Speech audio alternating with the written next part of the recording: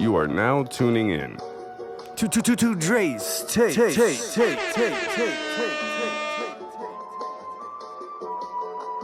Supra. This is DRES Tapes. You are now tuning in. Freestyle podcast getting you through thick and thin. This is DRES Tapes. You are now tuning in. Freestyle podcast getting you through thick and thin. Only pod that got your back. Only pod that got your back. Only pod that got your back. Only pod that got your back. Only pod that got your back. Only pod that got your back. Only pod that got your back. We got your back through thick and thin.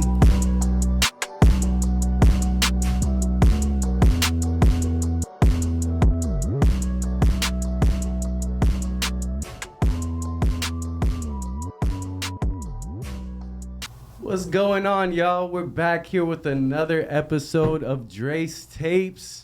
Today we have a special episode and a special guest, one of my close friends and one of my mixing engineers right here, Caleb. What's going on, guys? I'm Caleb Nathan from Studio 18. I do mixing, mastering, and recording.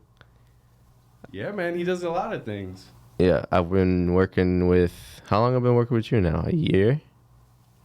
Or a little over a year? It's been a couple years now, I would say. 2? Right? It's been about a couple years. I think the first thing was... Was it Dream? What is the name of the song that we first did? Daydreams. Daydreams. Yeah, man. I think it's almost been 2 years then. Okay, now I remember that. My guy, welcome to the podcast. So Heck we yeah. finally got you on here. Hey, it's been a pleasure, man, working with you, bro.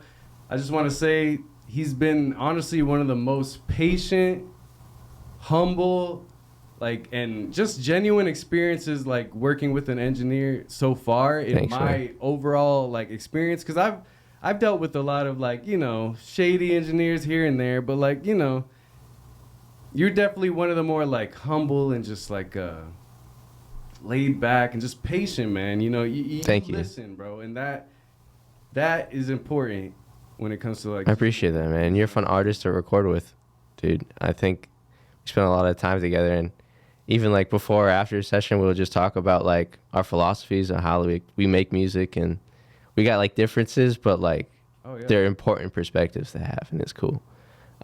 It's been a long time coming, yeah, man, for sure, because I've been dying to see it. I know George was here on the podcast, and now that I'm here in person, the room looks sick, man. Hey. I could only see half of it because of the camera angle, but everything else around is cool. Well, nice little studio. Eventually we're gonna upgrade. I'm gonna get more cameras. It's gonna come. It's just gonna be a rise over time, right? That's what everything with everything. You just keep putting more into it, and over time, just more will come from it, and it'll just look better. Yeah, I think investing time into things is super important. That's something that I've learned in the past year or two. Money is one thing, but where you put your time kind of decides where your future will be. I think if you pay attention to that, you can map out your trajectory of what you're working towards. So that's cool, man. If that's what you're focusing on, it's gonna go far. I think the setup is already dope. These are great microphones. The board over there is cool. That little record thing. Hey, man, I appreciate it. Yeah, it's I got the aesthetics together. It's more, to me, I just wanted genuine conversations. I wanted a place where we could just meet and really dive into music, actually because I wanted it to be less about gossiping, because I noticed most podcasts and most of them are they're just gossipers. It's just it feels just I'm freaking watching TMZ everywhere on every podcast, all these TikTok clips. It just feels the same thing is being talked about just within all these different podcasts. And to me, it's so lame, bro. I don't care about the clout. I keep saying that. I don't care about these views and stuff. It's gonna come because of me being genuine and sincere. You guys are just gonna want real conversations at the end of the day, and that's what's gonna be timeless, not the shit that's being talked about now and won't even be talked about next year. I want to dive into actual music creation and just music history and music, just music education. That's really what this podcast is for, because I even have some things to dive in, on just the feel of music and whether you think music is a trance. Yeah, I think I agree with those. Those are good visions to have to spread positivity and knowledge, because knowledge will inevitably make people's lives better. They just have a better understanding for the world around them. So those are great goals to have. Shoot, man. Yeah, that's kind of like how I feel when I'm working on my end. And whenever I'm like tracking, mixing, mastering, I try to like almost amplify the artist's voice. Whatever they're trying to like say, I try to implement certain techniques to like convey that message. You know, by when I'm mixing or tracking, maybe I'm using a different microphone, or maybe I'm using a certain mixing technique. And I was gonna say to the viewers, like, as an artist, you got to be willing to listen to your engineer on his ideas. Like, I'm at this point where I like now, like before my mix, like, you know, I'm almost gonna be just like, yo, go crazy, like literally treat my vocals, because I feel like sometimes, like, it's weird. I feel like sometimes my vocals can be a little hard to mix because I do have a good voice. And I do have, like, you know, like, you don't have to manipulate my voice as much and do certain things. But, like, I'm at this point, I'm like, I want my engineers to just treat me like I'm a freaking monkey, or like I'm just like like I'm Eazy-E in the booth. Like, just go crazy. And, like, if, like, certain things, if I don't like, you know, we'll like, clip it from there. Yeah. You know what I mean? But, like, I'm starting to think that, like just go crazy, like, add skips, reverbs here, do, like, all sorts of shit. Just I like make to it sound crazy. to break the different sections of the song and to, like, have different, like, feels and effects on them. So usually your sections are very different from each other. Like, you know, as an artist, you got to keep people entertained. So, like, you'll do 8 bars and then switch up the flow, sing a different rhythm or a different melody or something like that. And naturally, as you do that as an artist, I don't have to distract from what you're doing with the mix. You know, some artists need that because they do the same thing over and over and over again. And then I have to be like, all right, now I have to make this song fun. And I just do, like, different effects on different sections. But, like, for you, since you switch it up a lot, I really have to do the least. Just do a little bit here and a little bit there in the different sections. And kind of clean. It kind of, like, yeah, just pulls you a little bit, because I don't want to distract from what you're doing, because you're doing enough. So you're kind of right. It's very easy to overmix someone like you who's doing enough already. But, like, I'll still find, like, maybe one part of the song, even if it's like 5-10 seconds, where, like, everything will get super reverbed out or sauced up or something. But, like, the intro and the outro will be, like, mostly dry, just to, like, have contrast, have, like, the moment of, you know, closeness and, like, intimacy on a microphone, and then really distant, loud, like, church reverb and things like that. Like, so things like that. I just some common techniques I implement for you, especially on that last project we did. Yeah, man, I appreciate you. Yeah, man, this is the man behind the mix right here, bro. I got a Spanish album about to drop in March 17th. But yeah, it's gonna be a Gringo Cubano, bro. Sammy Sosa came out. Sammy Sosa's out right now. Yeah. On all streaming. I saw that this morning when I in my DMs. I gotta repost that on my story. But yeah. Hey, man, I appreciate that. That song went through many different versions. And a lot of people don't know what goes on behind the scenes, you know? Yeah, man. And that, to me, sometimes, you know, it makes a song special, or it makes a song, like, you hate the song. And to me, it's still special. Yeah. And, like, you know, because you get to that point where you're almost like, oh, like, what, should I just, like, get rid of this song? It goes one or two ways, for sure. Like, it's almost like at this breaking point where, like, nah, like, man, like, I thought it was so good back then. Like, I still think it's got to go. But then you're like, I don't know. Like, because sometimes you get to it starts to, like, the more changes you make, the more you start to plateau on, like, if it's improving or not. Then you're like, okay, is it better? Does it just sound different? Like, where am I going with this? Sometimes you get lost in it. But well, in our case, right, specifically, it was like we got the mix perfect, right? Yeah. And then, but it was my mistake. It was a lyric that didn't translate right. Yeah. Right. So I had to go in and change that lyric, and then that's kind of where the mix just didn't get. It didn't. Yeah, it didn't get to. Was. No. And of course, and you know, we just had to keep trying until I was at least, you know, good enough to where I'm gonna release a song, and you know, the rest is history, bro. We're like, I'm just gonna keep moving, bro, because my music's only getting better and better and better, and like all this stuff is gonna be old anyways. Like one day, it's still gonna be good, you know, to someone, and that's my purpose and my goal is, you know, just to reach people, reach a certain audience, right? Yeah. To me, it was more like, for this one, it was to set myself apart, Because like, don't you feel like as an artist you should really set yourself apart? Definitely. When you, especially from like a business standpoint, if you have a product and it's unlike anything else in the market, if people have a liking to your product, they can't really go anywhere else for your sound. You kind of have a monopoly on your sound, and when you do that, like, that's how you get like a really diehard fan base. Facts, man. And you just got to add to it, man. Just be versatile. Like, I went and did Spanish just to, like, set myself apart from all the English rappers, like the ones that don't have any Spanish songs, you know? So it kind of is like, oh, like a one-up thing. Like, I hate to be a part of that whole popularity contest thing, but sadly, like, music is too much of a popularity contest these days. And you kind of just got to, you know, go where everything's hitting. Yeah. You know, keep trying to shoot your shot where everything's hitting, in my opinion. Like, don't just stop in one genre. That's great. I agree with that. You know who people sleep on? Pitbull, bro.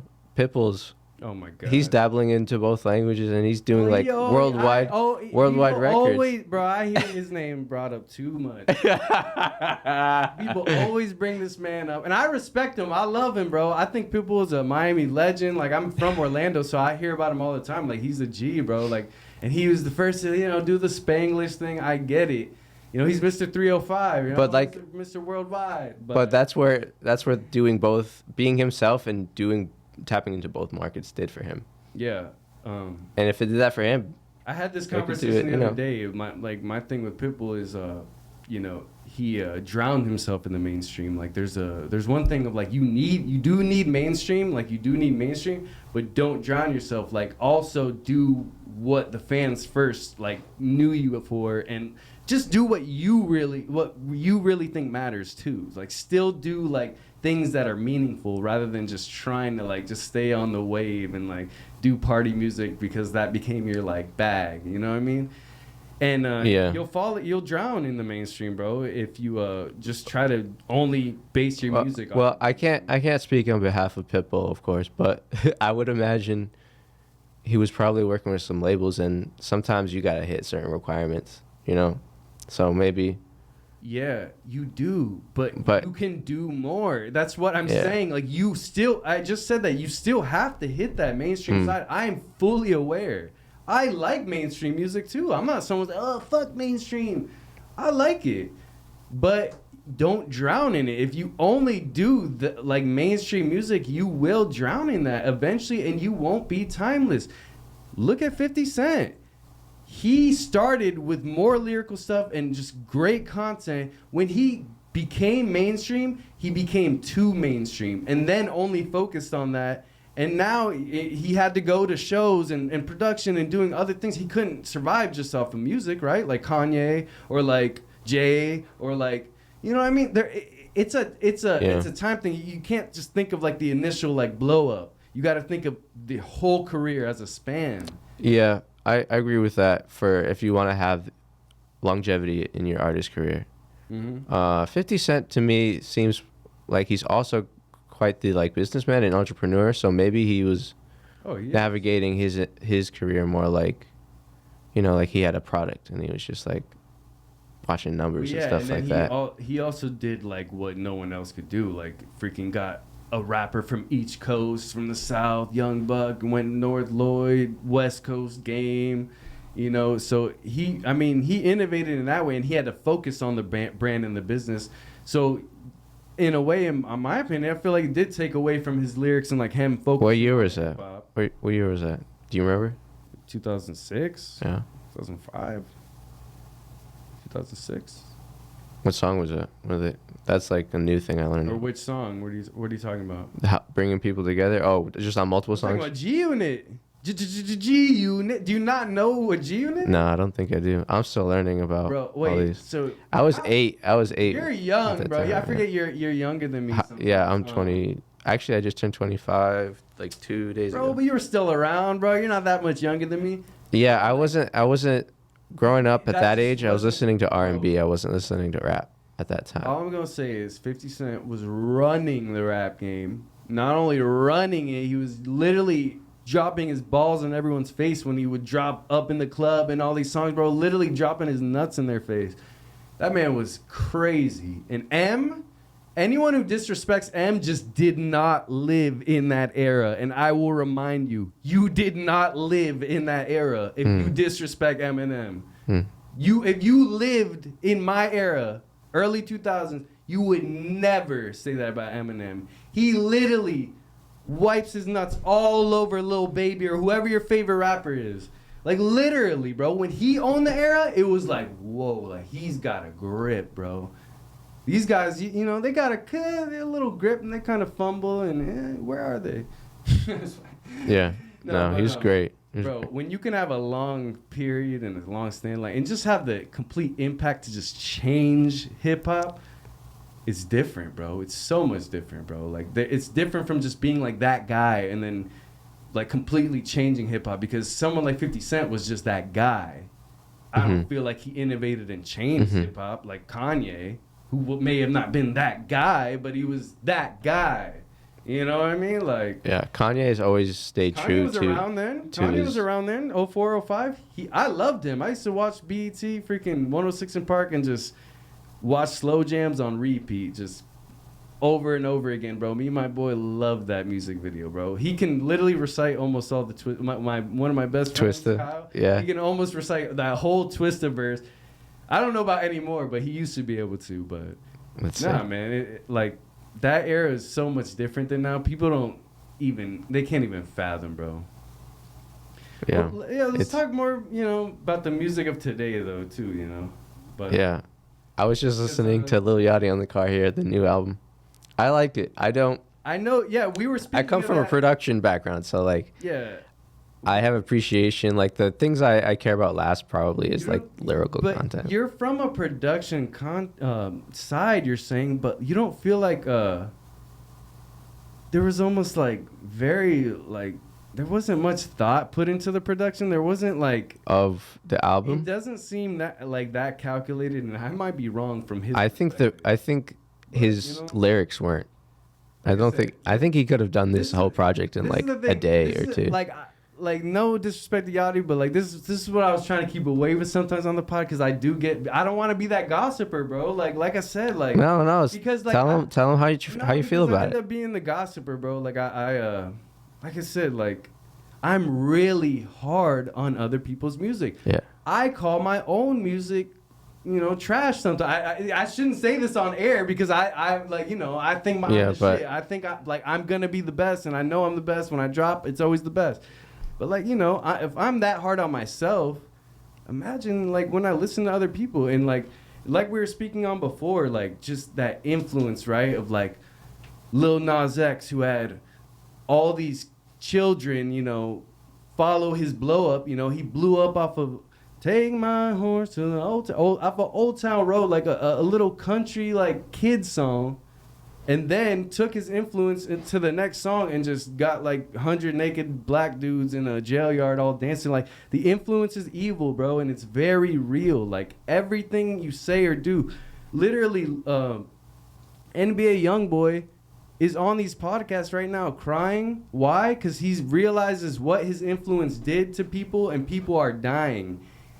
And it's not to say that he didn't know. He just didn't care at the time. When he made that music, he didn't care. And I don't know the man. I'm sure he has good and genuine parts about him. But I'm going to be honest, bro. Like, you know what you're doing when you make this music. You just care more about, like, your circle and less about how it's going to affect the rest of the world. And to me, you have to care about the world, bro. Like, in music. Stop only I'm just trying to feed my family. Like, I'm just doing this to make my money so that my people are comfortable. Yeah. That's not what music is about, bro. It ripples out. It's like a wave, and you gotta spread a wave of positivity and not negativity. Yeah, I haven't seen any of the NBA YoungBoy clips, but I'm sure now he.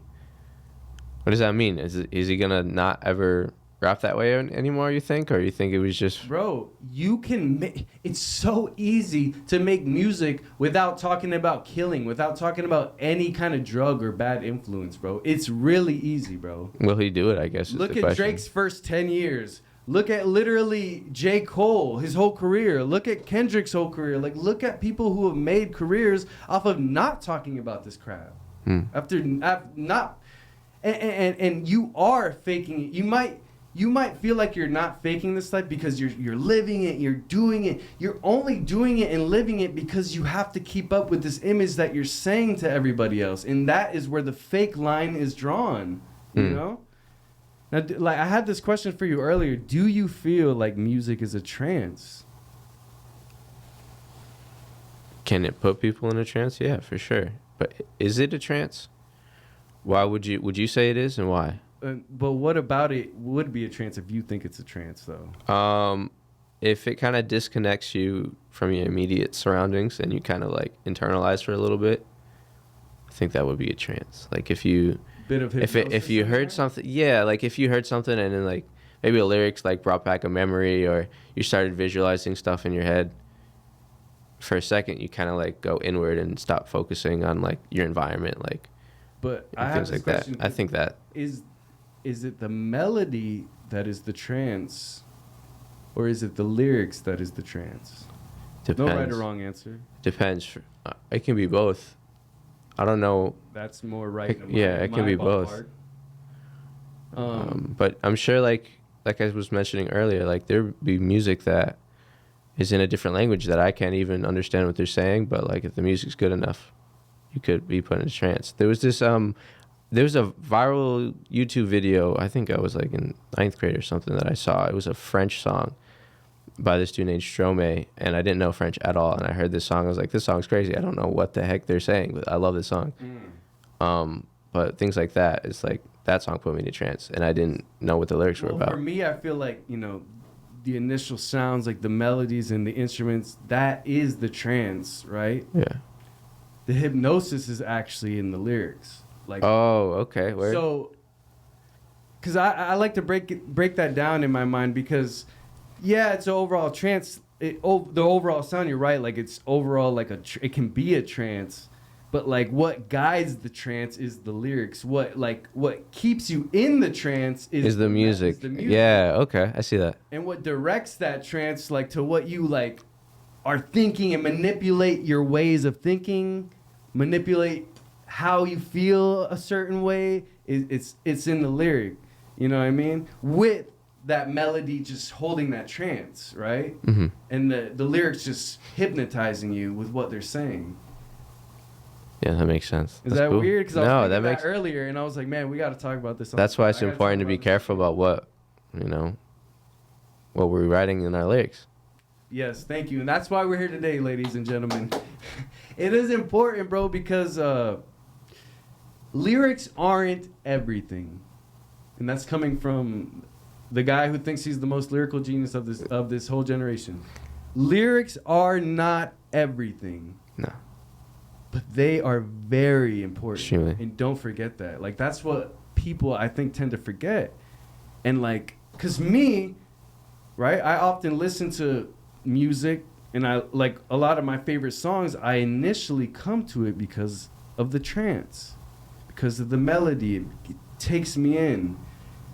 Where I come back to it is that feeling it gave me within the hypnosis, is like these words that I'm like reciting, because you can't, you can hum melodies, and you do, like, people get melodies stuck in their head and like hum. But for me, when you recite lyrics over and over again, like from songs that you've heard, that's more of the hypnosis. Like, you're gonna like remember those words, and like they're just gonna like translate in your head. You know what I mean? It's like you're programming your brain. You're programming your brain, exactly. Yeah. You know, music is so deep, and I'm glad someone like me and you can really go in there and break down and dissect music. You know, like we're scientists. Yeah, yeah. You know, people don't realize it, but like our brains are very much like computers. Yeah. So. Well, we created computers to make life easier for us. But so they're a reflection of us. It is a reflection of us. Yeah.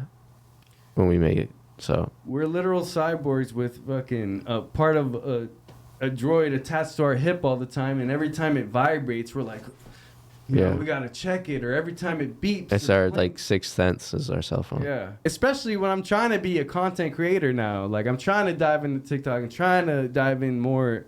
So, like, you know, I even went last night, you know, with my boy Stoli. We went all around Orlando just making good TikToks, like making like more like just like You said last night? TikTok, yeah. Like downtown or where were you? Downtown, yeah. Cool. It's going looking just. It's all about, right? Because like when I watch, I was just studying. Like when I watch TikToks, like the ones that I more like from the artists are like they're just like in a cool scene in their city and just reciting their song or like doing something kind of like kind of repetitive. Like they'll do something over and over again, like the same thing. Like that one guy, Jay Easy, he just like jump out his car and like just like run like to his lyrics. And then he kept doing that for like every song he drops. He'll like have where he just like hops out the car and just like runs towards the camera, like, and it's just like these repetitive things that people are like eating up. People don't even want to hear music videos anymore, bro, or not hear like. Not that they don't want to listen, they don't have the attention span. It's like we need 10-second clips, we need 30-second clips, 1 minute at the most, because people are on to the next, just like flick, flick, flick. I will literally, sorry I'm going off. No. I will literally be just watching TV, watching Netflix, Hulu, and then I'm on my phone watching Reels and TikToks, and I'm like, what the fuck? I'm like, am I watching the show? Or I'm like, bro, why can't, like, even my attention span gets like that, where I'm like, I'm on these Reels and watching these TikToks. I can't even watch the show I'm watching because I need these like fast little, and it's terrible. I get stuck in those modes too. I think what helps me is like exercise. Like tonight at Lee Road, XL Soccer has pickup nights. I go play soccer. Yeah. Yeah, you're a soccer dude. Yeah. I already know that. That's what's up though, man. Yeah. That helps me so much because I quit the bullshit. Like I get home, take a shower, and I pass out because I'm exhausted. See, I've been going to the gym consistently though, or at least trying. Not as consistent as I'd want because I do a lot of other shit, but I've been going, man, and I make it a thing. Like every time I go, I pass out some business cards. I talk to a few people. Like I've been making like a thing. Like every time I go out downtown, I pass out business cards. I'm really doing this self-promoting thing because no one else is gonna do it for me. And I will even say that to the people. I'm like, man, I'm just out here self-promoting. I'm like, nobody, who else gonna do it for me? Like, yo, check out my music, bro. Like, support Orlando artists. Because, bro, how is our city going to get lit if everybody in the city wants to just, like, keep you in your place and, like, oh, no, the Atlanta rappers are popping. Like, bro, how is your city going to get popping if everybody in the city has just such this boxed-in, closed way of thinking for new artists and new independent artists? Like, you have to leave Orlando almost in a way to make it to, if you really want to stand out, and then come back, and then Orlando's gonna mess with you. Like, your city's gonna fuck with you when you leave. That's just usually how it goes. I mean, look at Drake, look at anybody. Yeah. But I feel like it comes down to just being like it just comes down to the culture in general. Like, most people, like, that's a culture thing now. It's like just shut down, like, trash these new independent artists, and like, what, like, I don't want to hear this new shit, like, blah blah blah. Like, it's I think it has to do with like the saturation, the overload, that technological overload that we were talking about just a second ago. There's so much perfect pop music, like impossibly perfect, like everything's auto-tuned to a T, the rhythm's perfect, everything's locked into like the grid, and there's no like imperfections, and that costs so much money to get it there that anyone who doesn't have the funds to like get it to that level, just the consumer won't, they'll listen to it and just be like, this doesn't sound good. I can't put my finger on it. I don't know what it is, but it doesn't sound good. I can't believe anybody could actually like listen to like an independent artist and like base it off the same structure, like judge it the same way you would judge a Drake song or like an Ariana Grande song, and be like, like, oh, like, this is you always will in a way. Yeah. You always will in a way. I was gonna ask you that. To what extent might be? Do you just hear the mix when you hear songs sometimes? If I'm in Studio A, yes. I can't listen to my favorite songs, or else I'll hate them because I hear everything. So I only listen to good mixes and masters in Studio A. If I'm in the car, I listen to whatever's good. If I'm wearing my Beats headphones working out, listen to whatever I want to listen to. It doesn't matter. But like up in A, I hear everything on the speakers, and it's revealing in a lot of ways. So anything that doesn't sound good, I just can't listen to. I mean, Roddy Ricch's Please Excuse Me for Being Antisocial, amazing. It's like really loud but like dynamic at the same time. The following album he did after that was like, the master was too squashed in my opinion. It was too loud, and you lost a lot of the detail from the mix, and that was like, oh, I can't listen to this new Roddy Ricch album. Like, I gotta listen to that old one now. And I still kind of reference it to this day for certain masters for hip hop. But yeah, I could see that, because I don't even like, I'm not even a mixing engineer, but like when I started diving into the mixes, and like you see me when I'm with you, like I obviously, like I can see, like I can see and hear the mix, you know. I was always blind. I got to be like this to a computer screen, so I just, like, you know, didn't take myself to learn it. And you know, a lot of times now it's like, damn, it's a gift and a curse, because you hear music and it's like all I can hear now is the freaking mix. And I'm like, oh my God, I'm sick of it. Like, why am I like, it'll take me like weeks to get back, and I'm like, all right, I'm hearing music again normally.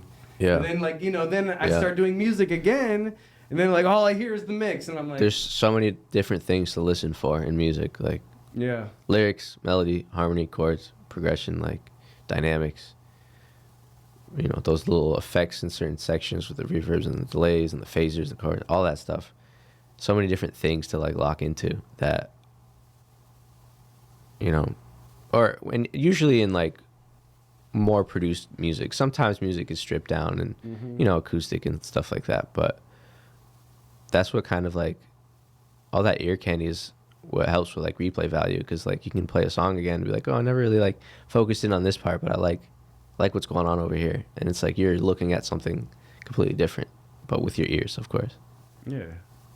No, I like that perspective. Yeah. There's lots of different things to tune into.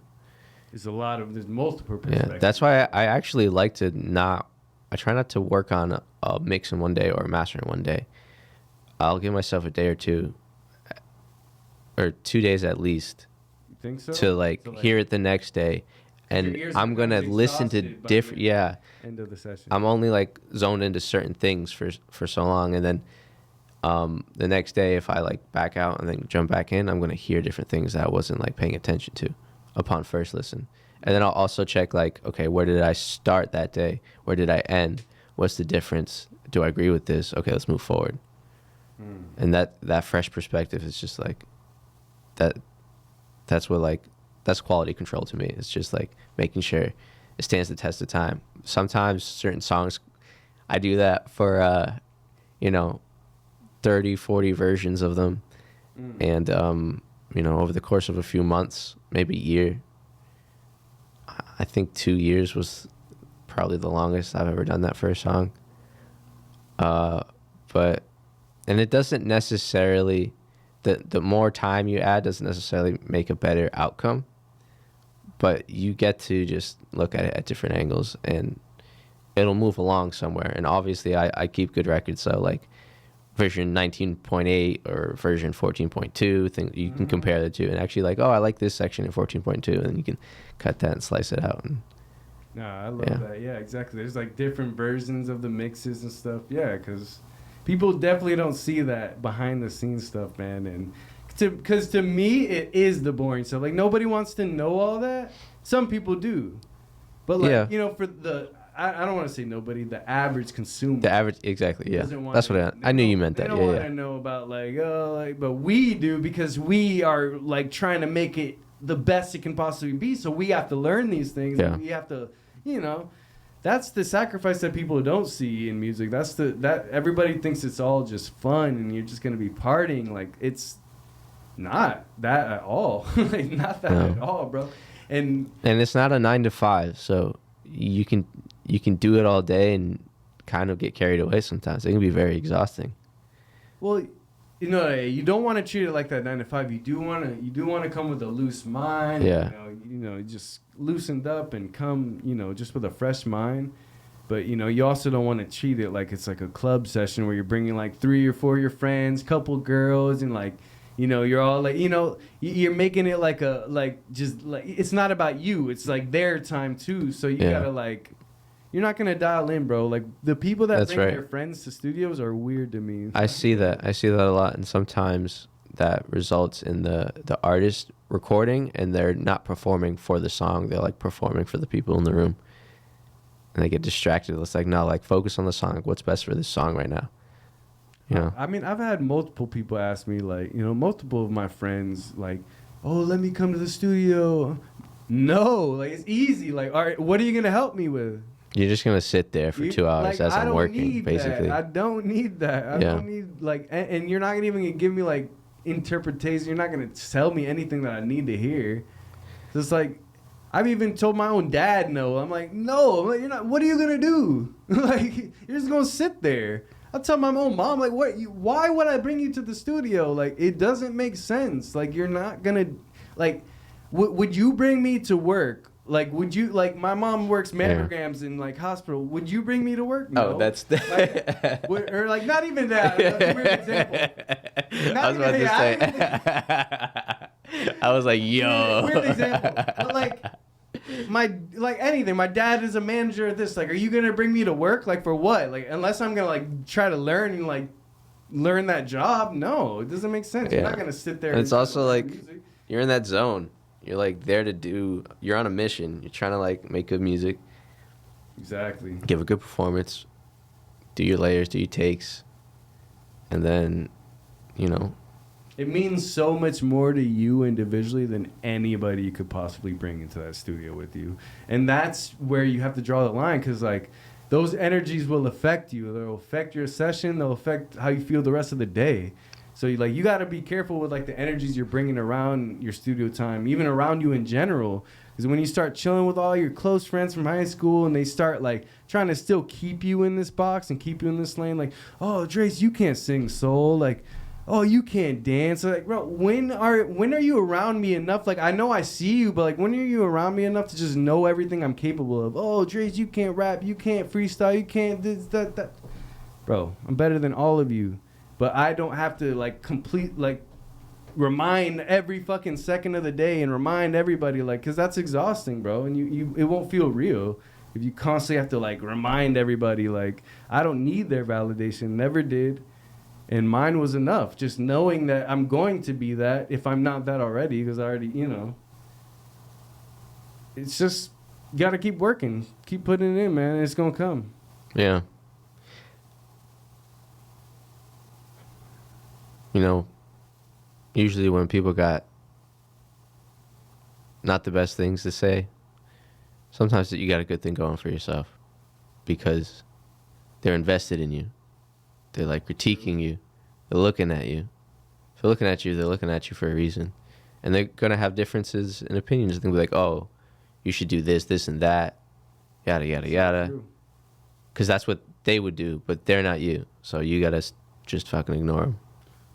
And nobody, like, initially listens to, like, some of their favorite artists and it's just like, oh, like, this is going to be my favorite artist. Or, like, you know, even from, like, a more recent example is, like, Lil Baby, right? His album dropped, 2 years ago. That one in, 2020 or 2021, that, like, at first nobody was talking about it. It was kind of like, you know, I heard it and I was like, bro, this album is, like, weak. But then, you know, he became popping and you started hearing him all around and he was just so shoved in your face that, you know, you give him another chance. You're like, whoa, bro, like, he's, like, everywhere. I'm gonna listen to him again. And some of the songs on the album were good. And I'm like, oh, like, you know, you go back, and because that initial, like, listen, or, like, when you've never heard this artist, you've never really, like, dove into them. Drake, for example, one of my favorite artists of all time. Kendrick too. When I first heard their music, I was not with it. I was just like, nah, this ain't it. This ain't it, partner. I remember being like, bro, like, who the hell is this little Drake kid, like, hopping on Lil Wayne songs? 'Cause I was, like, downloading Lil Wayne songs every day on DatPiff, HotNewHipHop.com, like, Lil Wayne. All of a sudden I see Drake popping up on the song. Like, who's this little Drake kid? You know, it was back in, 2008. I'm like, who the hell is this little Drake kid? You know, and I remember hearing his voice and initially just being like, he sounds like plain. Like, I was like, he sounds, it was weird because I was constantly Lil Wayne. Lil Wayne was my favorite rapper at the time, right? It was before that, it was Jeezy in the Game, and then Lil Wayne became my favorite rapper, and it was like constant, like, so you compare everyone to Lil Wayne, especially if he's gonna be on a Lil Wayne song. So then, you know, initially, my first initial reaction of Drake was just like, kid's a little punk. He doesn't sound that great. And I just remember being just a couple days later, going back and hearing the songs again and just being like, man, I was tripping. I was like, wait, this kind of goes hard, because initially you're not ready to like let them into your life, right? You're not ready to let these new artists or an independent artist like initially like be a part of your playlist, because they're gonna be a part of your life when you start putting their music in your shit, playing their music in your car. So not everyone is ready for that initial like relationship with that artist. And and like I said, even with my favorite art, I first heard Overly Dedicated and I was like, this is garbage, and now it's my favorite mixtape of all time. Was it Drake mixtape? Overly Dedicated by Kendrick Lamar was literally my first listen. I was like, why would anybody ever listen to this guy? Now he's my favorite rapper, and that just goes to show like you can change anybody's mind with just consistency and just like belief in yourself and like just going out and just doing different things. You will eventually change their mind. Like you can literally convince anybody, you know? Yeah, I think I feel like that's like an example of what I was doing with like mixing, or what I do with mixing, giving it a day or giving it a second chance.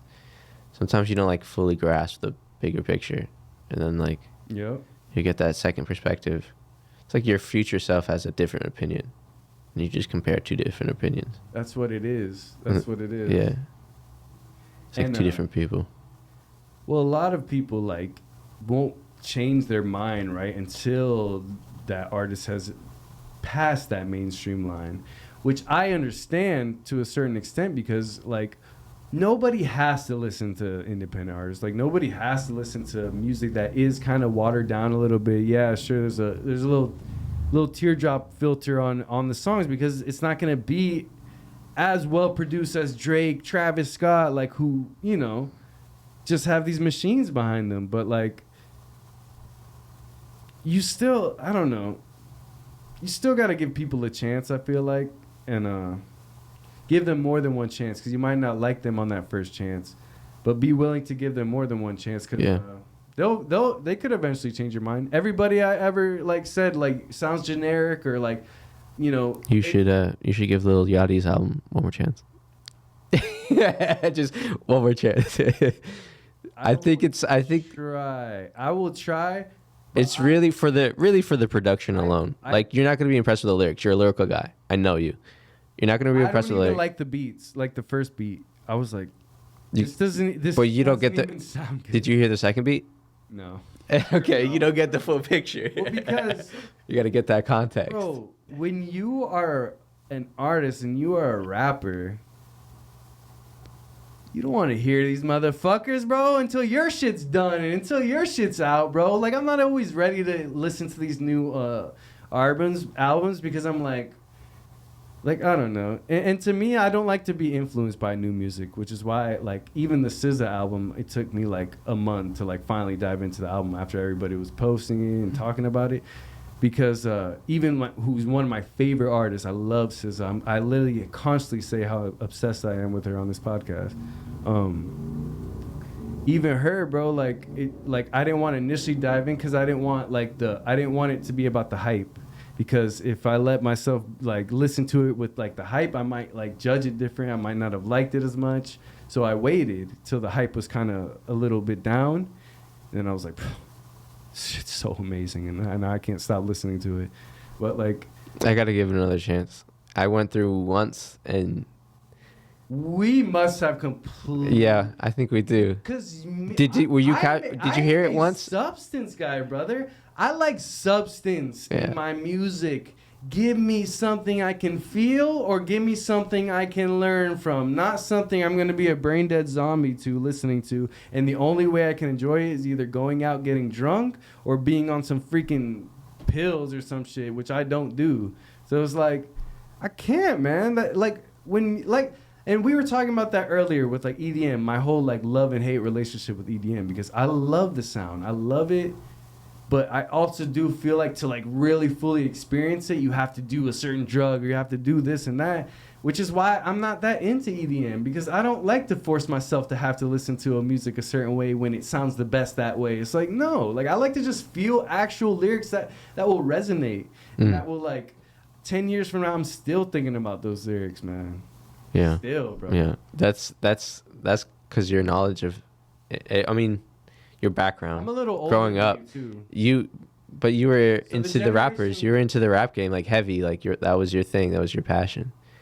For me, I'm super into EDM since I was a kid. Like, But that was often no drugs. That wasn't or my anything. first initial love for music. It was the R&B, and then hip-hop, And then it grew that. like, you know what I mean? Yeah. Well, at first, like, right, as a kid, I want to say, like, 8, 7 years old, like, I didn't even know the difference between R&B or hip-hop. Like, I did, like, if R. Kelly did beat, like, I didn't know, like, is that hip-hop or is that R&B? Like, he's singing over, like, a hip-hop beat, or, like, so I didn't even know the difference. So, but then, like, as I got older, I realized, oh, that's like a pop track, because he's fusing R&B and hip-hop. So it's pop because he's fusing genres to make it like a popular song. But, you know, like, back then, I didn't even know the difference between R&B and hip-hop. So I just initially just liked, like, the singing in hip-hop. Then, like, you know, you would add that hip-hop, like, tone where it was, like, more, you can get more deep into the lyrics, because hip-hop, to me, is best used, like, to go deeper within. Because, like, singing, you stretch out words, right? You stretch out melodies, so you can't fit as many words. You can't fit as many poems. You can't fit as much, like, things to say and get as deep. So you have to be deeper with less.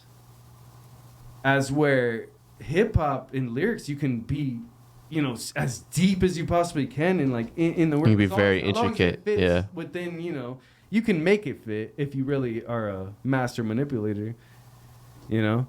You make it fit, but yeah. Man, what to you makes a complete song, though? Like a complete song. What completes a song for you? For me, what completes a song or a record? Because, like, a song can be communicated with, like, it's just a concept. You need the chords and you need someone to sing the melody and the lyrics. Mm-hmm. So someone on a piano or someone playing guitar and singing, that's the song.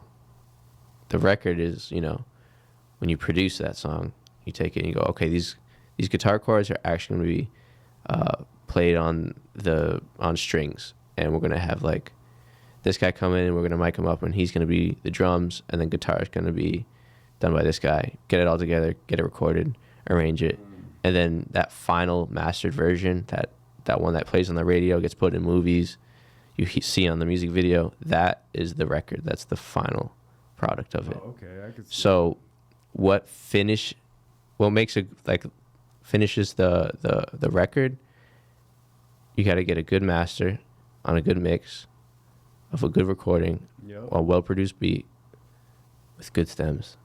Of just capturing a good song with good lyrics, He is a good not performance. Because to me, what personally makes a hit is good beat, good lyrics, and I always say most importantly, We're doing the same thing. You're going the other. I went backwards because I'm a mastering engineer, so I need a good master. But I went backwards. But now you're talking about from the ground up. I went from the top floor down. That's how I described the process. This is funny. Exactly. No, this is why we had different perspectives, which is really interesting. That's what makes the hit is The good beat, the foundation. great lyrics, and most importantly is the mix. I always, and you got to know, I say this on my podcast multiple times. Yeah, the most important thing is the mix and master to the average consumer. Once you have your fan base, they will listen to you for you. But before you have that fan base, they're gonna listen to you for the quality and for the you know what I mean? Yeah. The initial reaction will be for that, you know. And we know the most important thing, character. Like I always say, bro, is who's the character behind the guy. Yeah, people fall in love with characters. Yeah. Why do people love Goku? Why do people love Darth Vader? They're iconic ass characters. not needless to say, we can't be those fictional characters, but it's still someone you like always think of. They're iconic, they're historic, they're a brand. There's something, they're remembered for something. You think of Darth Vader's mask. Mm-hmm. Think of, you know, you just think of something when you think of these icons, right? And I feel like, to me, I had to start branding myself in that way too, because that's why I started doing the Gringo Cubano thing, right? I didn't have a name for it yet, and shout out to Laos, he did help me with that idea.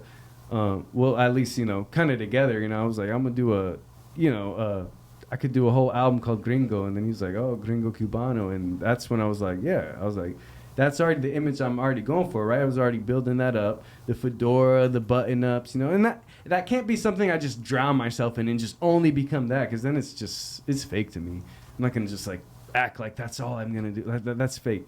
But I do see the brand, and I do see my image, like, you know, rocking the fedora, rock the same hat. Because a lot of people, you know, with art and music, or like the newer artists, right? It's all about keeping up with, like, new clothes and this and that. But what if you're, like, remembered for wearing this one hat, right? Because every time I go out now, it's just this one white bucket polo hat. This bucket hat, white Ralph Lauren.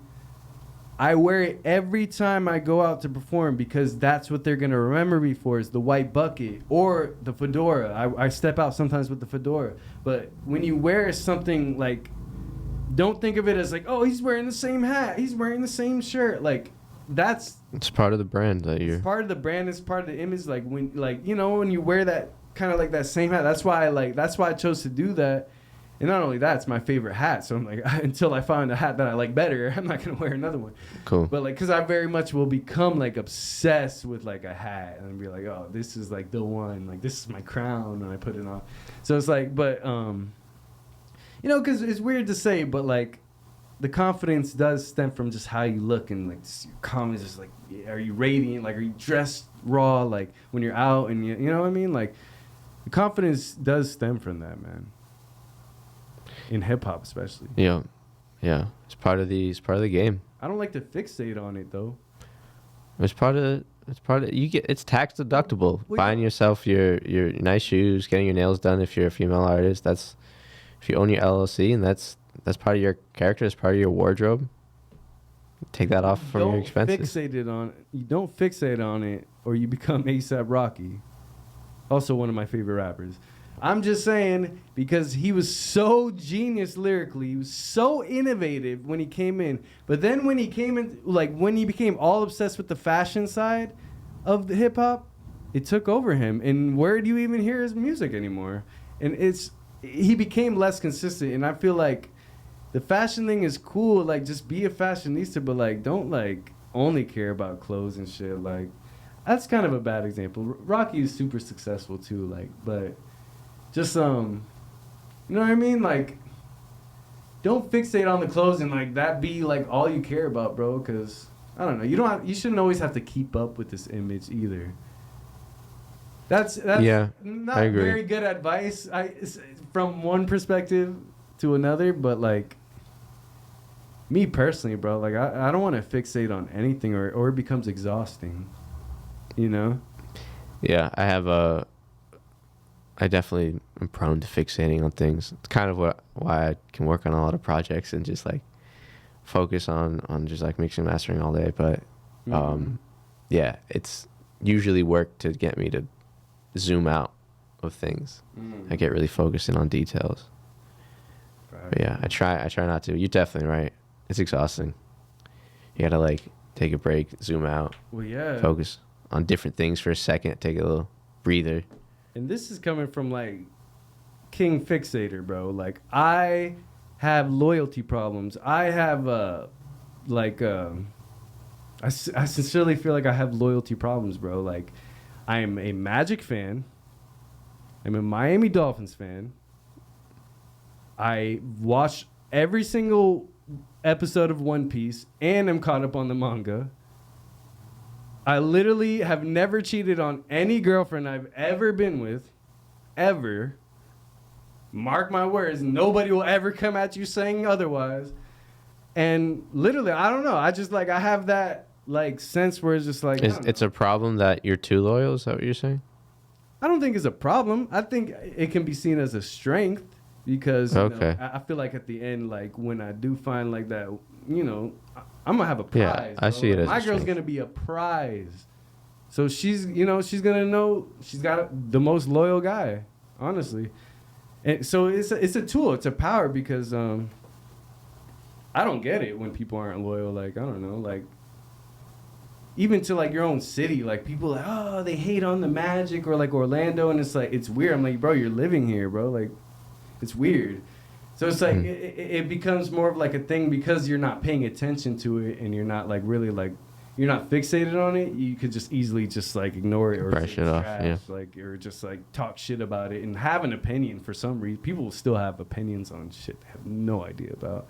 I mean, I was arguing with someone the other day, and he's arguing to me about anime. He's never finished Naruto. He literally has like barely any knowledge of anime, and he's sitting there telling me, oh, but Naruto is the best of all time over One Piece because it's an anime that actually like changes people's mind and makes you believe in yourself. I'm like, then you haven't watched One Piece. It's like you have to talk from a perspective of knowing, like at least when you speak, be on both sides of the spectrum, because you all these people who could say, oh, Dragon Ball is the best or like Naruto is the best, like that's fine, that's your opinion and you're right in your own sense, but you're so wrong to someone who's seen all of those and more and can judge it on a bigger spectrum, having knowledge of all of them, finishing all of them.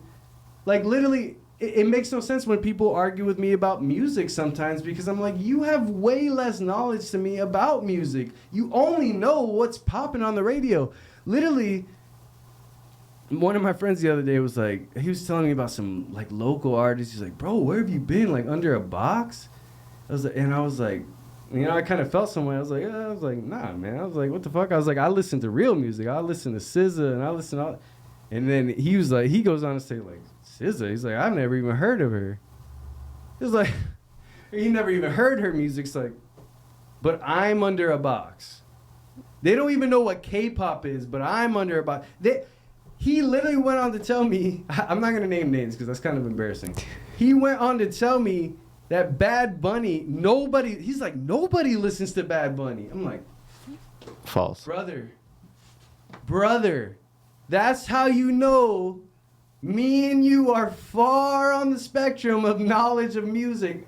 He's like, no, who listens to... Because I'm like, bro, I was like, you obviously don't have Spanish friends anymore. I was like, we haven't chilled in a while, so I'm like, you're probably out of the loop. Yeah. But, buddy, he's selling out like 3 or 4 shows in one city in Florida, in Miami, 4 shows. He'd do 2 or 3 shows in Orlando. He's the only artist that could do multiple shows in one city and then still go all around the world, bro, and go crazy, bro. He's literally the biggest artist in the world right now.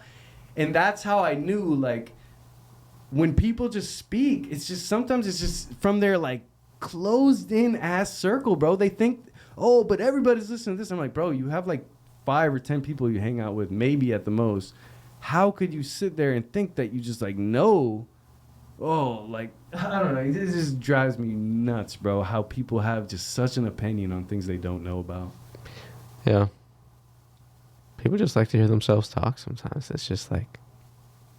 Mm-hmm. Yeah, they like to hear themselves talk, and they like to. People like to humor that. Like they see when someone else is passionate, and they like, oh, but it means nothing to me, so I can just sit here and talk all about it and like be like loud about it because it literally means nothing to me. Yeah. But then why are you being loud about it and being in my face? It costs them nothing because they don't care. They didn't put any time into like learn the other half of the either SZA or Bad Bunny and all that crap. So. Yeah, I mean, that would be annoying. And that's why it's a good thing to have like a good, like just have a lot of good relationships with different people. Having a small circle could. I mean, have a small circle of people that you trust, of course, but like. And it stems to even like, you know, you asked me earlier about Lil Yachty, and like, I'm not gonna sit there and be like, bro, like, why you listen to Lil Yachty, bro? Like, what the. Lil Yachty has some dope ass verses. I love his song with Ski Mask and Danny Towers. Like I love him on multiple verses. I liked when he first came out with. I liked that the Broccoli song. That shit was dope. Yeah, multiple shit I could give credit for Lil Yachty, but I'm not gonna give him credit for a good album because it really has to hit me like an album. It has to be a Good Kid, Mad City. It has to be Take Care. It has to be a freaking Illmatic. It has to be. Albums have already been out. Why do you think albums aren't working lately? Because nobody's making albums. I think what's cool about the latest album that he did is that... Is it a playlist or an album?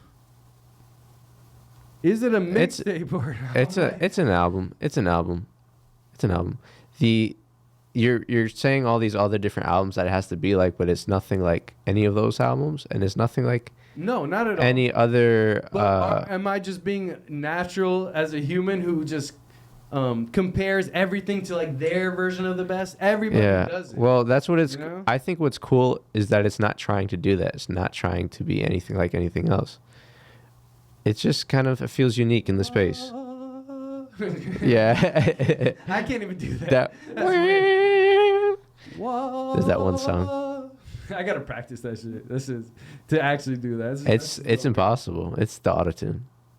Yeah, for sure. It's the autotune. Yeah. Wait, and like him kind of messing with his voice, but yeah. You can set it on autotune pro. Like if he sustains a note over a certain amount of time, it'll slowly start to wiggle, or it could wiggle right away. And you can automate it. So when he says, "I brought the walk to Poland," and walk is like really wiggly.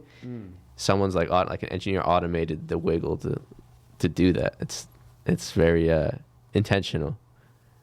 Also, what it is too is like when you do music so much, right? It's like you said, you go back to this like what your idea of music is. Like every time you hear a new song, every time you hear a new album, you come back to like what your idea of music is. Always, you always get back to that, man. Every time. I mean. I don't know, man. Music. Yeah, that's what we know it to be true. It's tricky. Our background is what defines what we, how we think of certain things. That's how people have different perspectives and conversations like these. Kind of enlighten us to other people's point of view. Exactly, man. And one's right and one's wrong. No, I'm just kidding. Nah, man, because that's the thin line in music of like debating and all that. It's always opinions, man, and like just one thing is like it's opinions, and then one thing is like it's also an influence. And like to me, that's where I kind of that's why I get like that, bro, because I really see the influence almost like as a physical thing. Almost as a thing, as like it's a person, and it fucking is making the world worse. Yeah, I think you get passionate because you have a very specific vision, and it's so clear to you, and to other people, it's like not clear to them, and you're like, "Fuck, why do I gotta spell this out for everyone?" Right? Nice. Do you feel that way a lot? Yeah. And because I like I said, I stem it back to my view where I like. When I make music, I like to I like to add a rise, almost like sometimes I'll start slow and then start speeding up and then, have it here and then slow down again or a rise, not even slow down, like a rise all the way to the end. And then, maybe that little last melodies at the end or sometimes just not even a rise, sometimes just going fast and then slow it down with the hook. And then speed it up again. And then slow down. Contrast. I see the actual motions in the music, and I see that. So I judge it off of everything. That's great. That's all good art has contrast. If you watch a film as they bounce around from storyline to storyline, if there's sometimes people break up into groups and then you follow each 3 paths. And they're cutting between scene and scene. It'd be a really serious scene, and then a goofy scene, and then really sad, and then really exciting, and then a triumphant. As it's flipping through the different moods, it's keeping people engaged through contrast. Sometimes it's like an attention span thing, really, because you can only exist in a certain spot for so long. One mood is gonna bore you. because that's how I get. Like when a artist or rapper like uses the same melody through the whole song, I get bored and I like won't listen to the song anymore because it just kind of bored me. There's so much in the music, bro. Like, man, but I really appreciate you coming through, brother.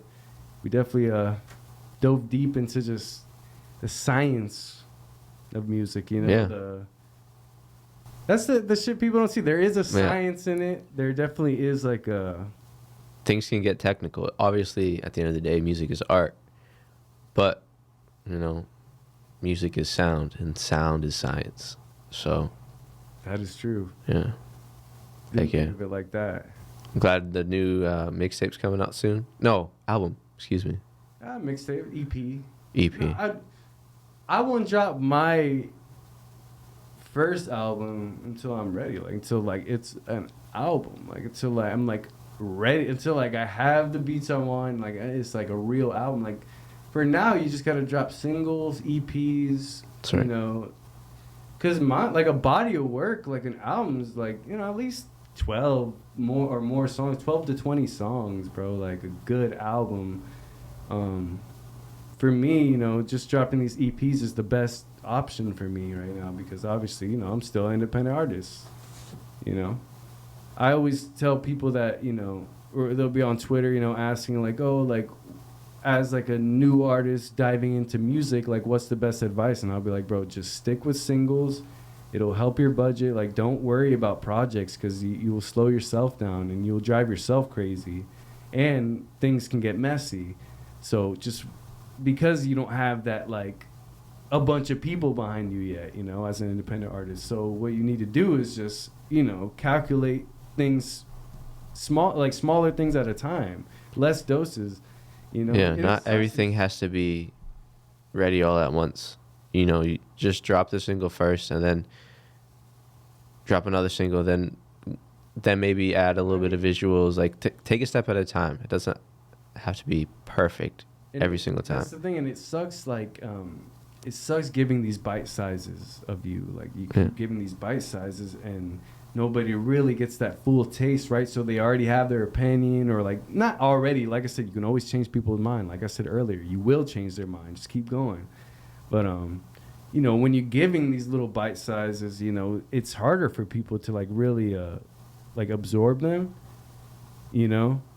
Because they're just judging off of one song. I'm like, bro, I have a bunch of songs, or I have this and that. And, like, you know, you don't always want to be judged off of, like, one bite. You want people to feel like, or, like, eat a whole plate and get that full taste of you. But you have, like, it's just easier as an independent artist to stay consistent to just worry about singles. And, you know, that's what I had to do. Like, that's what I started doing in 2020 because I was always dropping projects. So I started, like, I was like, bro, I'm just slowing myself down. So I started, you know, just dropping singles 2020 and up until now. And then you could just kind of just add those singles and not even purposefully, like, make an album, but then just drop, like, a mixtape with all of them on it. And then, like, just keep that going, you know, keep that trend going. But when you get to, like, even like an Ice Spice level, right, where she's just all over the world, like, big, that's when you make your album. And she went and decided to drop like a 7-song, like, or like a little 6 or 7 song project mixtape. But bro, she is so popping right now. She should have dropped like 15, 20 songs on. She could easily drop full bodies of work right now because people are paying attention to her. I feel like she in her next one at least should do like a big album. Like, at least, not, it doesn't have to be like 20 songs, but like, you know, 12 to 15 songs, just like a good body of work, because she has the name right now. She has the look, she has the sound. So right now, you are privileged to do an album. Like, you're allowed to do an album now, and everybody's gonna love it. So, like, you know. So from here, now that she's dropped a smaller project, it would probably be in her best interest to drop a little bit quicker than most artists then. Like, the next project should be, we're just at the beginning of this year, so maybe she drops another project. Maybe she drops another 2 projects this year. That might be smart if she does it that way. No, for sure. But we'll see. a big project. Maybe she's a young artist. Maybe she's just not ready for that, and that's okay. She got thrusted into the mainstream so fast, So. Oh, look at her. Yeah. Bro, I mean, when you look like that, it ain't gonna be hard.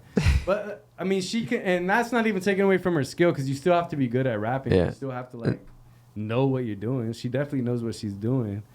But she'll get there. She's already there, bro. She don't. I mean, full project, like the big project. Full project. I just mean like with the name, like she's set in the place. She's in position. You Wow. know? Drake takes his time and makes albums. You ain't gonna see him just like, let me just drop singles. He might drop like a quick one, like some Lucy's. Yeah. But like he's mainly worried about projects now because he knows people are gonna listen to consume the it. project. Yeah. And it makes sense, Even Drake will take 2 years sometimes. She is at that level. She's at that level She's where at she that could level. take the whole year. Caleb, she could take the whole year to make the album and then drop at the beginning of 2024, and it will go crazy. You don't think her? You don't think her buzz would last the rest of the year? If she went, she'd have to upkeep. Are you she'd on have TikTok? She'd have to upkeep. She'd have to Are you keep on injecting TikTok? herself. Like, she couldn't disappear. But serious question though, are you on TikTok? Like, do you? No, I can't be. It'll take too much of my day. It's poison. Yeah. Don't. I only did it because I have to start making TikToks and I have to make this part of my portfolio. Do not do it. It's poison. But if you were on, you'd be very fucking aware that, bro, this buzz ain't going anywhere. She could stop dropping for the rest of the year and but then that project has to be good though. I'm not saying not saying she could take the whole year and then like drop a trash album in 2024. Then she will fall off. That'll be her demise. But she's in position to actually dial in for the whole year, make it a really good album, and then she'll be solidified, bro. You're telling me that? You know it. She'd be solidified. At this point, she made like a crazy album. Like, I don't know. I haven't heard that last project. I haven't. How was it? Songs. It is good songs. Bikini Bottom. I mean, I heard the one on TikTok. Bikini Bottom. How can I lose if I'm already chose? Like. Oh yeah. I mean, yeah, bro. She has hot songs. She's got a dope voice. Like her voice is sexy. She's got good cadence. She knows when to slow down her good voice. image. She knows when to speed up her rap. She actually knows like cadences and rhythms. Like to me, like, I appreciate the women rappers that actually don't try to like try too hard. I don't know, to be like this, like, no shade to Glorilla. Like I actually think Glorilla's hard as fuck, but like, but that's more of her shit. But like they ain't, don't try to be something you're not. Glorilla probably is really like that. I don't even know her, but like, I don't know, more like a Doja. I like Doja Cat. I like Ice Spice. I like how they're like, they're just, they're like, you could tell they're artists too. They're not just rappers.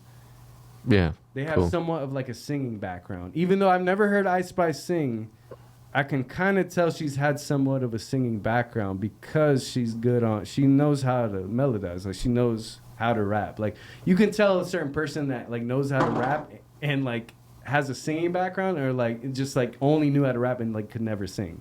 You know what I mean? And she gets it. She's got good structure.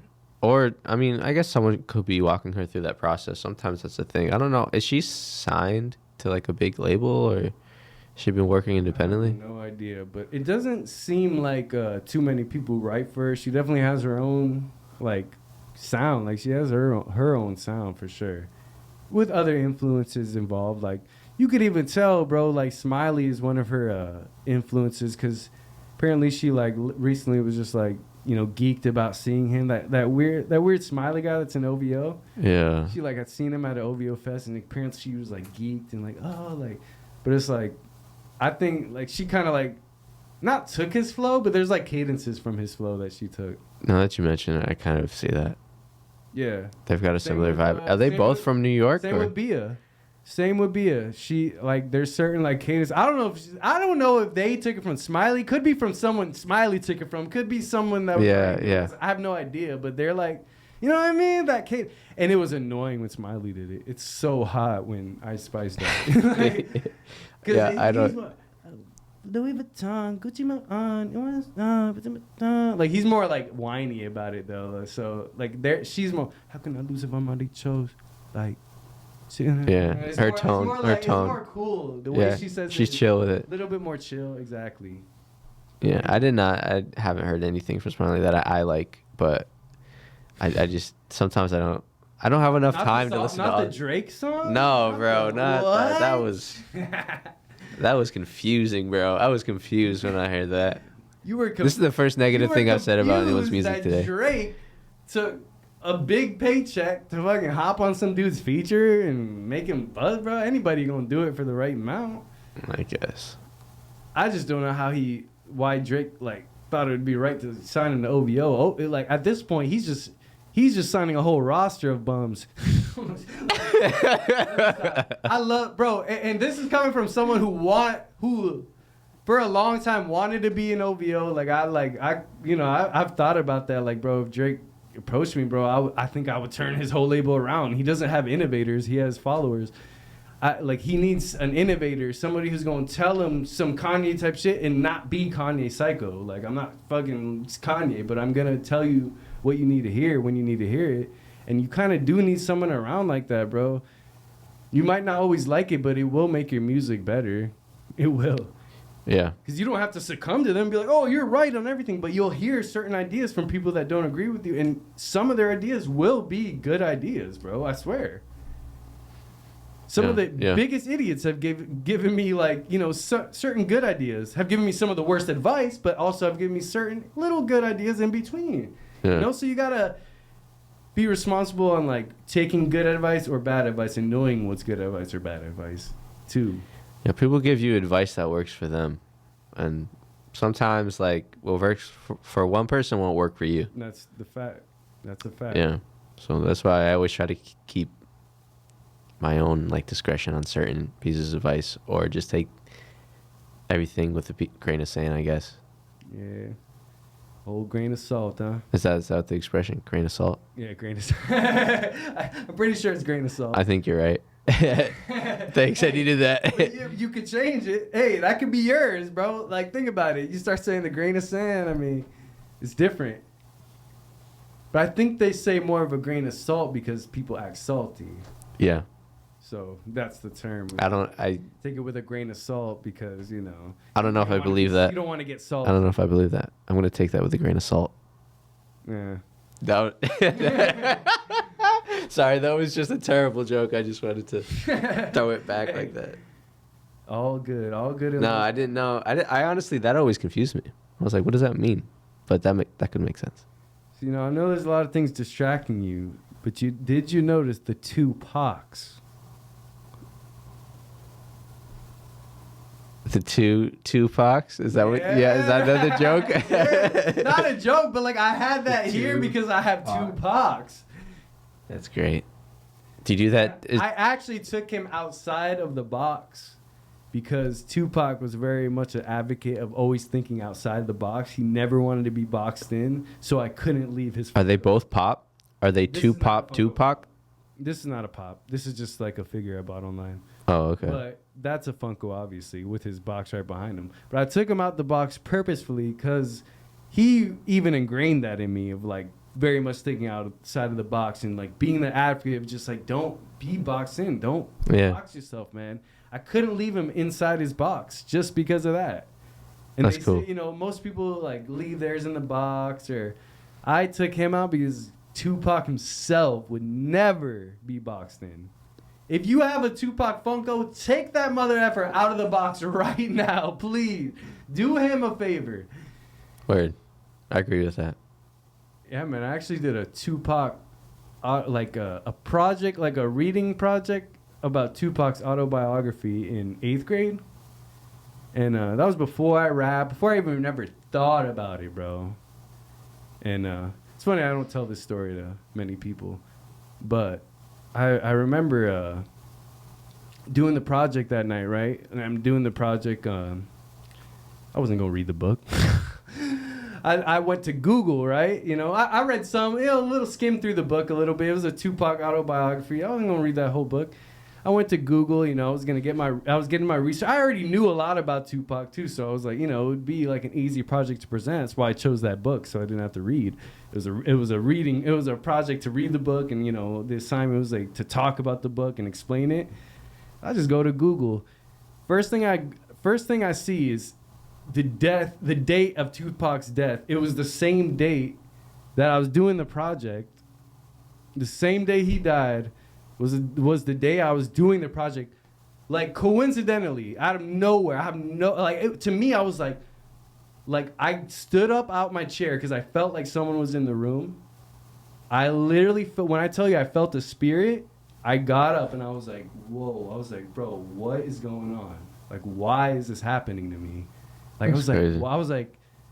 I was like, why? Like, I don't know. That's Why would the spirit of Tupac visit me? It was so weird, bro. And I'm like, I couldn't explain it for years until like, I finally like wrapped my mind around it when I started becoming an artist and like just moving full towards this. I went back to that memory and I'm like, he was coming to visit me because he truly believed I was the next advocate for him. I was the next, like, almost the next coming, but without the gangster, without the envy of the world to become my demise.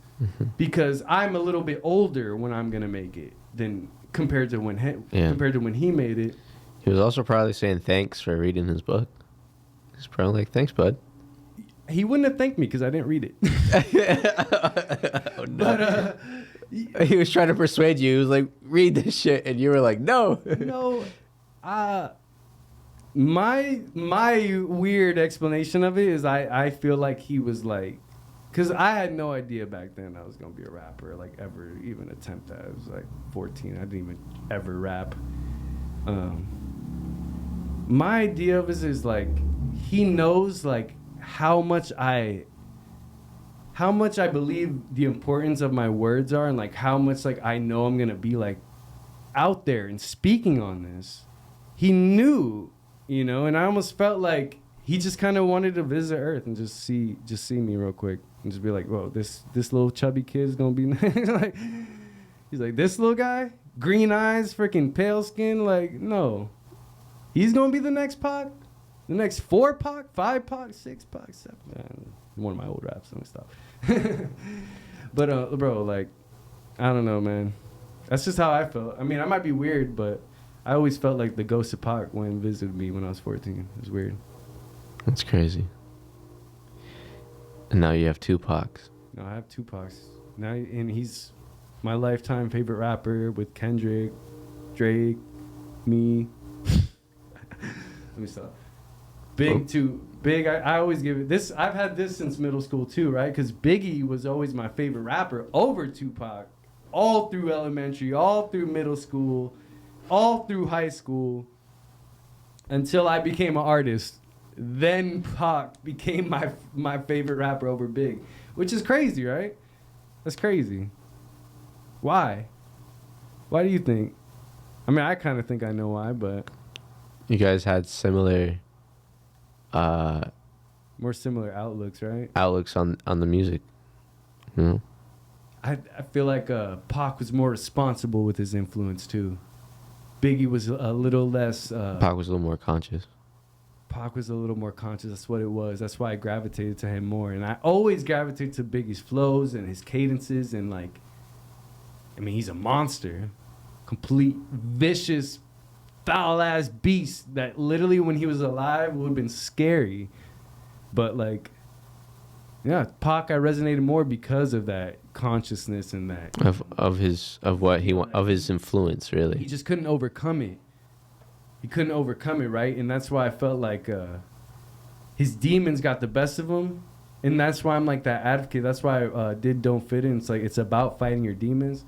And that's my whole image, my lane is to really push people to keep fighting your demons, bro. Like, we're all going to have them. They're always going to be there. They're always going to be there.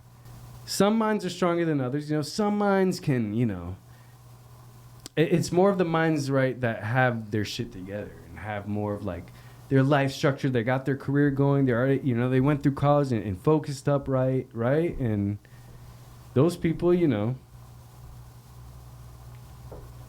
just let me, you know, it just hits different, you know. This podcast has come full circle. This is great. We really, from where we started and where we are now, great. This is great. I love those. Those are the best because, you know, when you go full circle, you know, because I don't necessarily like write a bunch of things down before I come into these or anything. I actually don't write anything down at all, but I will like make conscious notes. Like I came in here with like I want to talk to Caleb about the trance of music. You know, that's where we're gonna start, and wherever that leads to, that's where we, you know, whatever happens after that, you know, we just go. But that's more of my mindset when I came in to talk to you. I was like, I already have that in mind. Like I wanna, because you obviously have a broad knowledge and experience of music, you know, such as myself, and I feel like, but it's also from different spectrums, different perspectives, but still it's the same goal, and we still all want to hear good music, and we still all want to hear the same, you know what I mean? We all still want the same for each other, you know? I do have a unique perspective because I have a lot of artists that I've recorded. I think at the end of this year, I'll hit 1,000 artists that I've worked with, either recorded, mixed, mastered. You just see a lot. In the thousands. I'm about to hit 1,000. Yeah, by the end of the year, I should be around there. Wow, man. Yeah. Anybody who doesn't know, man, this man is a pleasure to work with. Super easy, bro. You go in that Studio A, bro, and just you knock that shit out, man. And you know, you do a good job of just like letting the artist know when something's not right here or there, just without like, you know, making it a big deal, and just like getting it to like repetition, getting us to move forward right away, like, you know what I mean, rather than like dwelling on some people like stop you and then they feel like they gotta like describe like, oh, exactly how you have to do it, and it's just not. It's not the case. Just like try again differently. I'll do 10 takes because some people just want to like articulate how they would do it best. And like I said earlier, how they would do it doesn't match to how you would do it. So let them do it until, because I've done it before. I've been like, oh, you got to sing it like this. And then they sing it and they don't sing it like that. And I'm like, oh, that works. Yeah. Keep it. Move on. Just because they didn't do it exactly how I envisioned doesn't mean it didn't work. And that was her twist to it or his twist to it. I'll be like, all right, cool. We're keeping that. I like that. Move on. Just take more takes, more alternate angles of what you're trying to say. Go high, go low. Don't be afraid to take harmonize. Multiple takes. You like take 1,000 takes if that's what it takes. I mean, you might not have the time in the studio for that, but like, you know, that's where it's kind of tricky, right? When you like pay for a certain amount of time, there is that certain like pressure of like, I gotta get it done within now. So you don't do multiple takes on certain parts, even though you think you could get it perfect. Which, like, you know, someone like Billie Eilish who's just like recording with her brother could do like thousands of takes of the same shit, and like and then break down each part and like put her favorite parts of each one in it. Yeah. You know what I mean? Where it's different. She probably doesn't have to do. I bet you she's doing 200, 300 takes, maybe even 400 takes per song, probably. I would say 100%. The average, I mean, yeah, I would say the average, because there's a counter every time I hit 3 to record on Pro Tools, and numbers at punch 1, punch 2, punch 3. Sometimes people get into 500, 600 punches, and these are like certain artists who come in and they're not, they just have the beat, and that's all they have, and they're like just going bar for bar, and sometimes they'll punch in so many bars that they end up scrapping because they're like freestyling the song on the spot.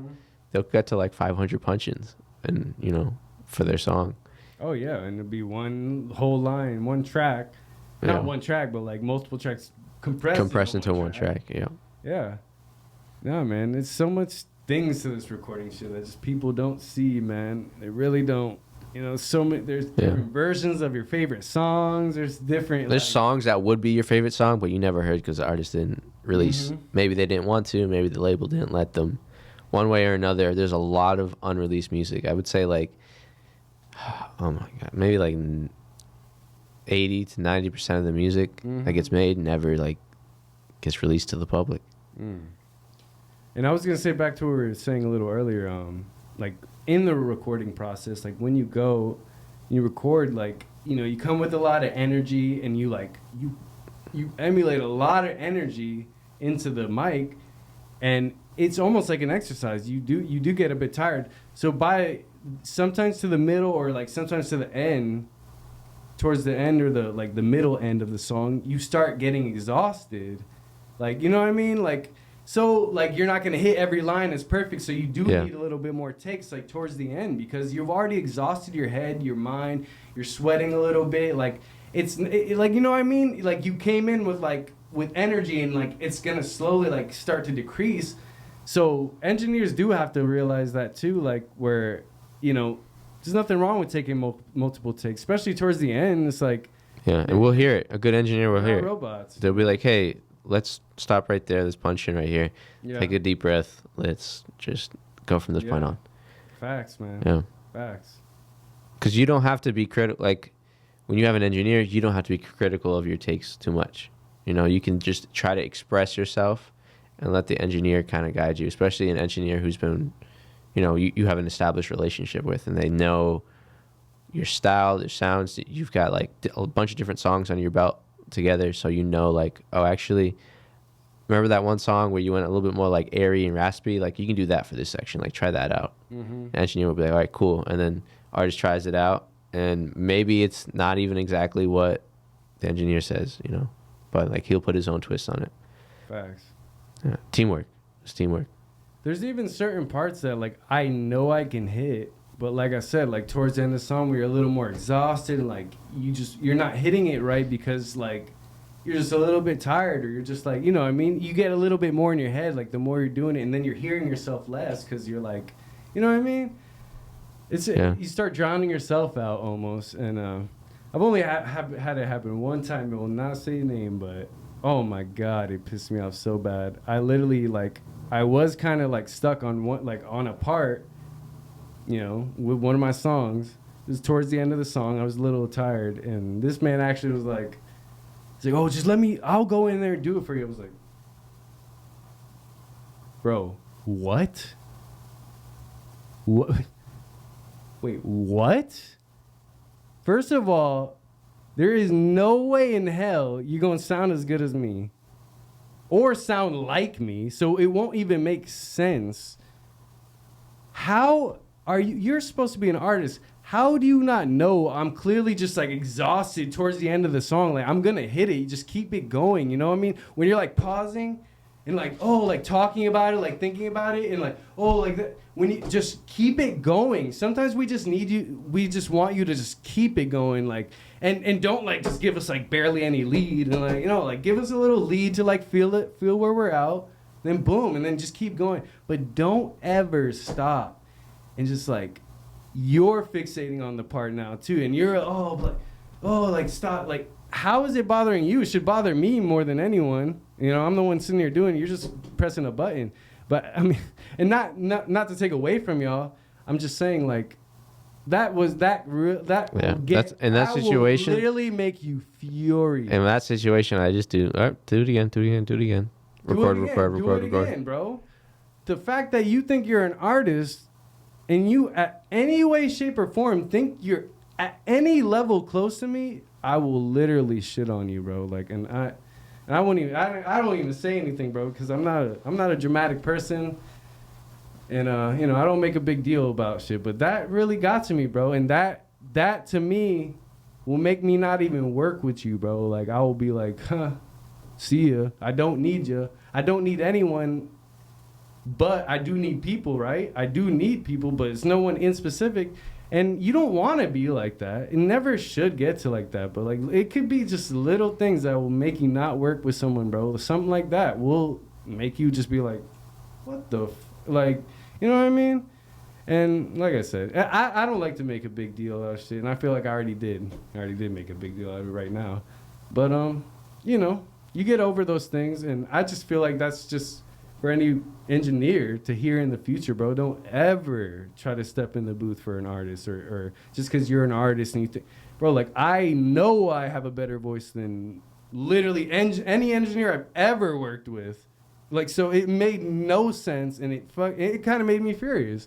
But, you know, I blocked it out in the session, kept it going, finished the song, still, you know, made it right. And, hey, the song is finished now, and it's going to come out soon. But, you know, those experiences will, like, make you not, like, want to work with someone, bro. I'm being honest. I don't know. It depends on the artist. It depends on the artist. Like I said, you're from your background of the music that you listen to, that rap game, that old school, well, not that old school, but like your era of rap, they were all writing their own stuff, and you want to stay true to that. Certain artists have songwriters in the room, other people contributing to that process lyrically or melodically, rhythmically. They'll have influence, and certain artists are cool with that. But like you want to stay true to your art, and you want it to be solely from you. Yeah, there's one thing of like, you know, helping me with, you know, certain words or whatever, but going in the booth and doing the part for me? That shit, what? Bro, I'm sorry. I've never even spoken on this because, but like, it really was something that bothered the F out of me, bro. But like I said, I mean, it's not something that I will hold a grudge over, not something I will like, you know, like fixate over. I'm already over it. You know, I've never talked about it, so it's definitely something that has been in my mind, you know. And, you know, I still have love for everybody, bro, even when shit like that goes down. But like I said, man, it is an ego game in music, right? And you build up to that, right? You get up there, bro. Like, and because we have to realize we're not perfect at all. We're gonna mess up thousands of times, and you kind of have to like build up to like that like confidence part, and that like, oh, I'm ready for the studio. And you build up, and sometimes when you build up to that, and it's like, you know what I mean? The energy is not always gonna be perfect, bro. It's just we're not built like that, man. It's for everybody. But you really gotta, you know, be understanding with that, man. But nah, man. You, like I said, I've never had that experience with you. We've always literally just gotten in there. It's humble. It's a chill time. You know, we could sit there and talk about the music. We can, you know, it's easy to work with you, bro. And you know, just like everyone at Studio 18, bro, they're easy. Everyone's easy to work with. It's always been a good time, man, and you know. Yeah, I got a great team there. I love them all. They're all family to me. Yeah, they all teach me a lot of stuff. I teach them. We all learn from each other. That's how it should be, bro. Yeah. That's how it should be. You know, we can't expect to do anything by ourselves in this world. You can't learn, you know, I think learning from others. Yeah. If you want to make it like an impact or a difference, having a team helps to fully actualize full potential of, I guess, whatever operation you're trying to run, whether it's being the biggest artist or setting up, you know, food trucks around areas for people to enjoy your you know, your cooking, like it, whatever. Facts, Yeah. man. Facts. There's no right or wrong in this world, man. You just go and do what you feel, man. Just go with the feeling. Nah, some people are like, nah, don't go with the feeling. Be disciplined. There's You gotta a do both. balance. There's a balance. There's a balance. It's a balance. Yeah. It's a balance for sure. Yeah, man. But hey, appreciate you coming through the DRES Tapes. My boy Caleb came through, man. The man behind the mixes, right here. Yeah, it was great. It's great being on the show, man. Yeah, It's been a while. You No, want we're to shout out anybody before? anyone in particular? Or Just the any- studio, any- just Studio 18 in Orlando, Florida. That's all. Yeah, man. And what's your message to the people, man? I don't think I have one. I just wanted to have a good conversation with my homie. I wasn't expecting to broadcast anything to the internet specifically. Nah, no message. Just listen to so your message is just listen to stream Gringo Cubano on what's the date? March 17th. March 17th. Yeah, March 17th, man. Mark that on your calendar. Yeah, well, your message is, stop taking everything so damn serious. Yeah. That's your message. That's kind of, yeah. That's, hey, man, I appreciate you coming through, man. And, hey, man, till next time, DRES Tapes, we out. Yeah. Vent with me. The time that you spent with me stays rent-free up in my memory. It's a pie farewell. A pie farewell. It's a pie farewell. It's a pie farewell. Vent with me. The time that you spent with me stays rent-free up in my memory. It's a pie farewell. A pie farewell. It's a pie farewell. It's a pie farewell. Farewell. Farewell. Farewell.